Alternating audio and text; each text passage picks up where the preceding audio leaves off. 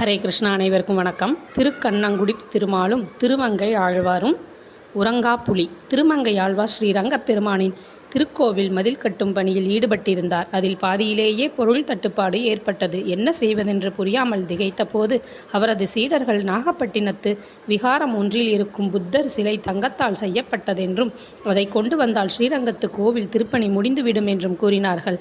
கேட்டதுமே உடனே கிளம்பினார் திருமங்கை ஆழ்வார். நாகப்பட்டினம் வந்தார். தங்க புத்தர் சிலையை கண்டார். அதை பார்த்து, உனக்கு ஈயம், பித்தளை, செம்பு, இரும்பு ஆகியவற்றினால் சிலை செய்தால் ஆகாதோ, பொன் தான் வேண்டுமோ என்று கேட்டு அதை பாடலாக்கி அறம் பாடினார்.